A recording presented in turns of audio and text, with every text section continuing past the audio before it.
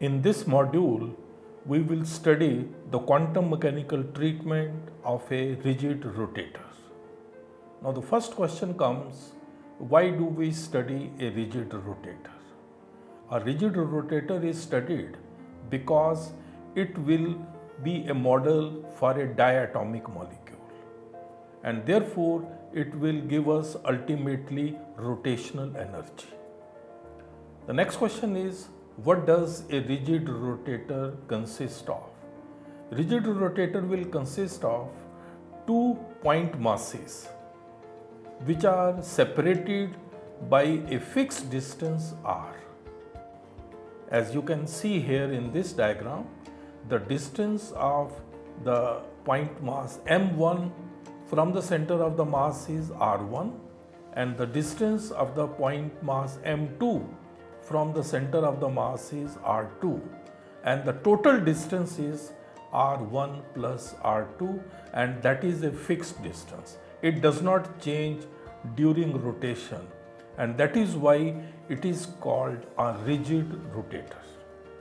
Further, it has to be remembered that when rigid rotator is rotating, it will rotate along an axis which is perpendicular to the internuclear bond or internuclear distance, and it passes through the center of the mass.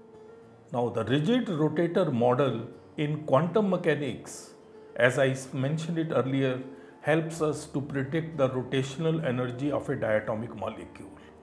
Now, the energy which it possesses is the kinetic energy, and the kinetic energy of a rigid rotator is given by, as you can see here, kinetic energy is equal to half I omega square, where I is the moment of inertia of this rigid rotator and omega is the angular velocity.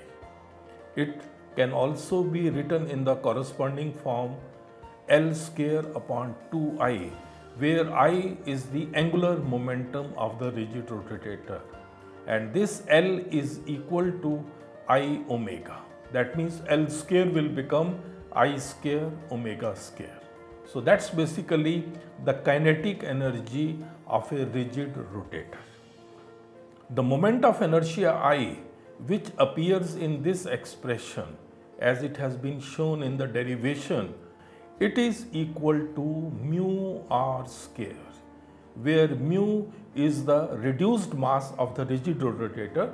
That means it is equal to m1 m2 upon m1 plus m2, that's the reduced mass, and r is the fixed distance between the 2 point masses. So that is how one can find out the moment of inertia of a rigid rotator. Now, if we have to solve this system quantum mechanically, the first step is to write Schrodinger equation for a rigid rotator. The general expression for the rigid rotator is h cap psi is equal to E psi, and this h cap, as you all know, is made up of two operators, kinetic energy operator and potential energy operator. Kinetic energy operator T cap and potential energy operator V cap. Since in this case we are assuming potential energy to be equal to 0, that means V cap is equal to 0, therefore Hamiltonian will be equal to T cap, that means kinetic energy operator. And kinetic energy, as we have already seen, is equal to L square upon 2I. Therefore, in the operator form, it will become L square cap upon 2I. So that's the Hamiltonian for a rigid rotator. As we will see in subsequent modules also, this angular momentum operator L, as it has been shown here, can be written in the form L square is equal to Lx square plus Ly square plus Lz square, where Lx, Ly and Lz are the components along x, y and z axis, and these components in the operator form are represented in terms of the corresponding position operators and the corresponding linear momentum operators as shown here. Since it is a rigid rotator, it is found that it is more convenient to use polar coordinates in place of Cartesian coordinates, and this can be done using the following expression, which shows the link between the Cartesian coordinates x, y, z and the corresponding polar coordinates r, theta and phi. You can see here that x is equal to r sin theta cos phi, y is equal to r sin theta sin phi, and z is equal to r cos theta. And r square is equal to x square plus y square plus z square. Using these relations, one can transform angular momentum component operators Lx, Ly and Lz into the corresponding polar coordinates. And one can also find out ultimately, and we will show it later on, that L square cap, that means the angular momentum square operator is equal to minus h cross square. H cross is here h upon 2 pi. Then in parentheses we have 1 upon sine theta, delta by delta theta, sine theta, del by del theta, plus 1 upon sine square theta, del 2 by del phi square. So that's basically the angular momentum operator in polar coordinates. Using this expression for the angular momentum operator in polar coordinates, we can substitute it in the corresponding Schrodinger equation about which we talked earlier, and we get the following equation. As you can see here, instead of angular momentum square operator, we are putting its value in polar coordinates, and then we get the ultimate expression as it is shown here. This expression on rearrangement gives us a little modified equation, and ultimately we get equation which is 1 by sine theta del by del theta, sine theta del psi by del theta, plus 1 upon sine square theta del 2 psi upon del phi square, plus 8 pi square I upon h square, then E psi is equal to 0. Here E is the total kinetic energy of the rigid rotator, and I is the moment of inertia about which we have talked earlier. So in polar coordinates, our Schrodinger equation for a rigid rotator looks like as it is shown in equation. Now you must notice from here that here the wave function psi is a function of the two coordinates theta and phi, and these two are independent of each other. Therefore, by using the method of separation of variables, one can say that the wave function psi theta phi will be equal to theta theta and then is phi phi, this product of these two functions.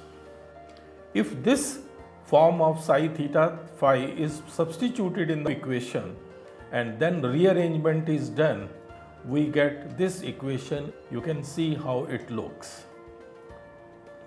Here then we are making a substitution, 8 pi square I E upon h square is equal to beta, and once we make this substitution, the equation reduces to the following: sine theta del by del theta, sine theta del by del theta, plus beta sine square theta psi theta phi is equal to minus del square psi theta phi upon del phi square. And if further substitution is done using the method of separation of variables, this equation further simplifies, and you can notice from here that we get equation sine theta by theta del by del theta sine theta del theta theta upon del theta plus beta sine square theta is equal to minus 1 upon phi phi del 2 phi phi upon del phi square. So here you can see that the left hand side depends only on theta, whereas the right hand side of this equation depends upon phi. So we have been able to achieve the separation of the two variables theta and phi using the method of separation of variables.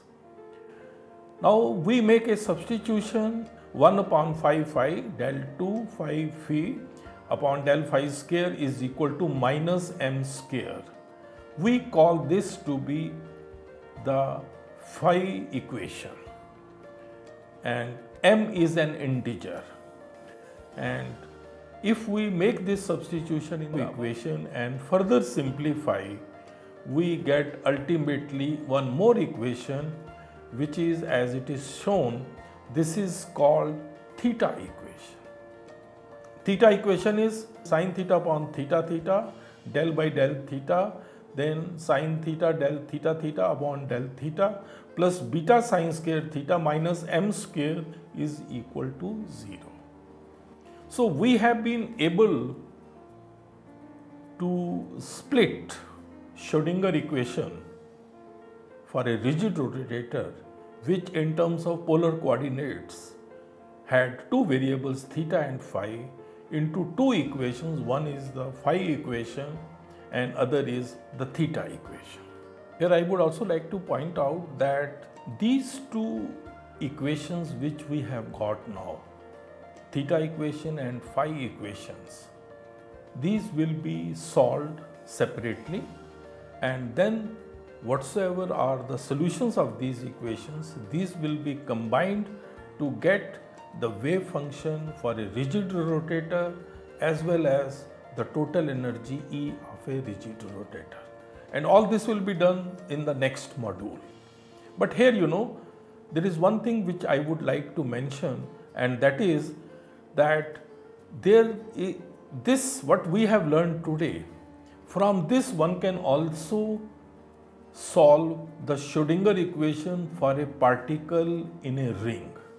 Suppose there is a particle in a ring, and that particle is, say, of mass m, which is in a ring of radius r, and suppose that ring is in the xy plane.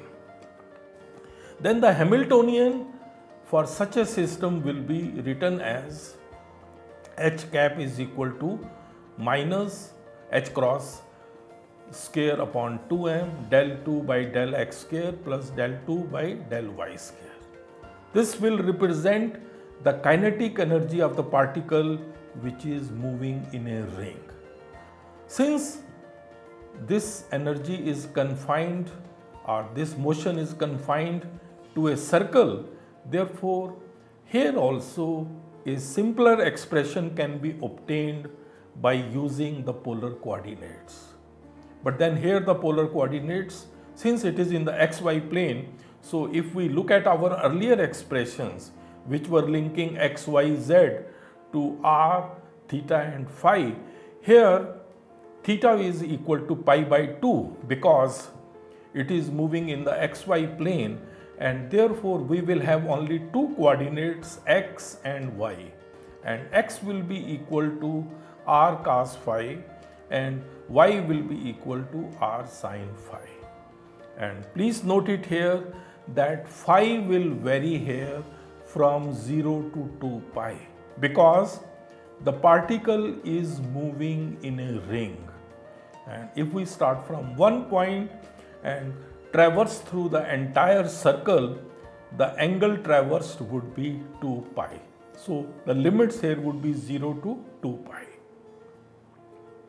Now if we make these substitutions in our above Hamiltonian, then our expression for del 2 by del x2 plus del 2 by del y2, this reduces in terms of polar coordinates to del 2 by del r2 plus 1 upon r del by del r plus 1 upon r square del 2 by del phi square.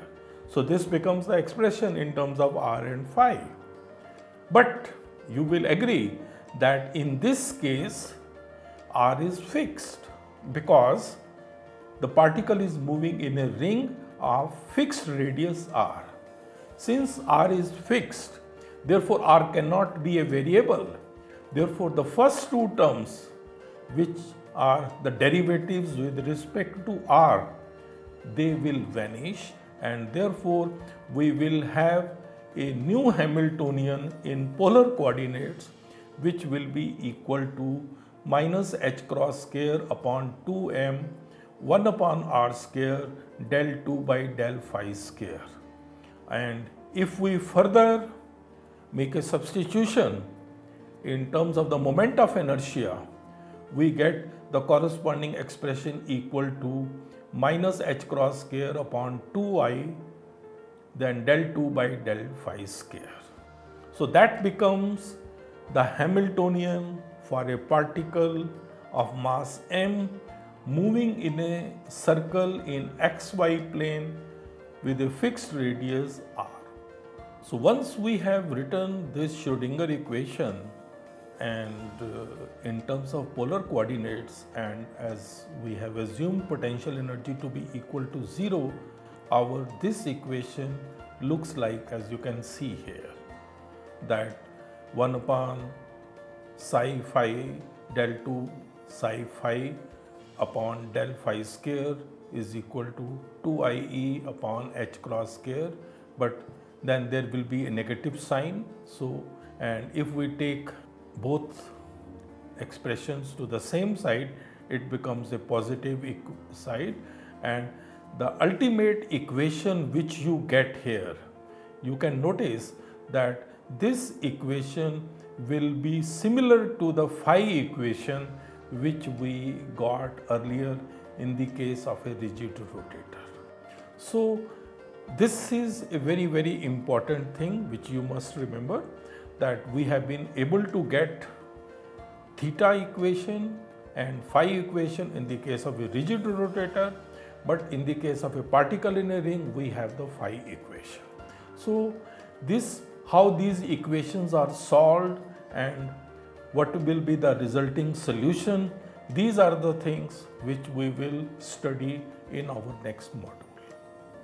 To sum up, in this module, we have studied quantum mechanically a rigid rotator. Rigid rotator has 2 point masses of mass m1 and m2, and these two are separated by the distance r, and that is constant. That's why it is called a rigid rotator. For this rigid rotator, we wrote the Schrodinger equation assuming the potential energy to be 0, and we found that the kinetic energy operator can be written in the form of angular momentum, and we wrote that expression, and then we transform the angular momentum expression, which is in Cartesian coordinates, to the corresponding polar coordinates. And once we transformed it into the polar coordinates, we had the Schrodinger equation for a particle, for a rigid rotator in terms of polar coordinates.